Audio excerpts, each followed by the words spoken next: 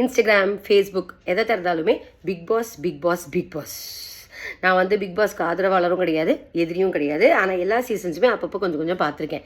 அதுவும் ப்ரீவியஸ் சீசன்ஸில் வந்து Kamal sir anchoring பண்ணிட்டு இருந்தப்போ வீக் டேஸ் பார்க்குறேனோ இல்லையோ கண்டிப்பாக வீக்கெண்ட்ஸ் பார்ப்பேன். ஏன்னா அவர் வந்து கண்டஸ்டன்ஸை ஹேண்டில் பண்ணுற விதம் அவ்வளோ அழகாக இருக்கும். மெச்சூர்டாக கேள்வி கேட்பார். அந்த வாழைப்பழத்தில் ஊசி இறக்குற மாதிரின்னு சொல்லுவாங்க பார்த்தீங்களா, அந்த மாதிரி கேள்வி கேட்பார். நமக்கே வந்து பிடிச்சா இருப்பார் பாயிண்ட்டை மனுஷன் அப்படின்ற மாதிரி இருக்கும். நம்மளாலேயுமே நம்ம கைத்தட்டும். அவர் ப்ரோக்ராம் முடிச்சுட்டு போனது பிறகு கூட அந்த தாக்கம் நம்மக்கிட்டே இருக்கும். வீட்டில் ஒரு 1/2 மணி நேரம் அவர் பேசுனதை பற்றி நம்ம பேசிட்டு தான் படுக்கவே போவோம். அவரோட இந்த குடும்பம் கான்செப்ட் இதெல்லாம் வந்து ரொம்ப இன்ட்ரெஸ்டிங்காக இருந்துச்சு. பட் இப்போ எப்படி இருக்குது ஷோ? குவாலிட்டியே இல்லைன்னு சொல்கிறாங்க. ஆமாம், நீங்கள் முதல்ல குவாலிட்டியான கண்டஸ்டன்ஸை உள்ளே அனுப்பி வச்சுருக்கீங்களா? எந்த க்ரைட்டீரியா இந்த கண்டஸ்டெல்லாம் உள்ளே போகிறாங்கன்னே தெரியல. பைத்தியக்காரத்தனமாக அருவருக்கத்தக்க வீடியோஸ் போட்டவங்களெல்லாம் உள்ள ஒரு ஃபேமிலியர் ஷோக்குள்ளே உள்ளே விட்டு வச்சுருக்காங்க. இதுலேருந்து அவங்க சொசைட்டிக்கு என்ன சொல்ல விரும்புகிறாங்க? இந்த மாதிரி பைத்தியக்காரத்தனமாக அருவருக்கத்தக்க வீடியோஸ் போட்டவங்களாம் கொஞ்சம் ரீல்ஸ் மூலிமா நிறைய பேருக்கு தெரிஞ்சுட்டா இந்த ஒரு ஃபேமிலியர் ஷோக்கில் என்டர் ஆகிடலாம் அப்படின்னு ஒரு எக்ஸாம்பிள் காட்டி இன்னும் எத்தனை பேரை இந்த மாதிரி பாழுங்கணத்தில் இந்த மாதிரி பைத்தியக்காரத்தனமாக வீடியோஸ் போடுறதுக்கு ஆயத்தப்படுத்துகிறாங்கன்னே தெரியல. எல்லாத்தையும் விட்டுருவோம். கண்டஸ்டன்ஸ் தான் உள்ளே கத்திக்கிறாங்க அடிச்சிக்கிறாங்கன்னு பார்த்தா ஆங்கர் ஆக்சுவலி நம்ம விஜய் சேதுபதி சார் எனக்கு ரொம்பவே பிடிக்கும். அவரோட நிறைய படத்துக்கு நான் ரொம்ப ஃபேன்.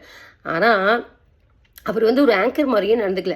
கண்டஸ்டன்ஸ் என்ன தப்பு பண்ணுறாங்களோ அதே தான் இவரும் பண்ணுறாரு. அவங்க கத்துறாருன்னா இவங்களும் கத்தி காட்டுறாரு. கத்திக்கினே இருக்காரு. நமக்கு இரிட்டேட் ஆகுது. அவர் கேள்வி கேட்குறாரு, ரோஸ்ட் பண்ணுறாரு, திட்டுறாரு, எல்லாமே ஓகே. பட் அது கேட்கறதுக்குன்னு ஒரு விதம் இருக்குது இல்லையா? மனுஷங்களை வந்து மனுஷங்களாம் மதிக்கணும்.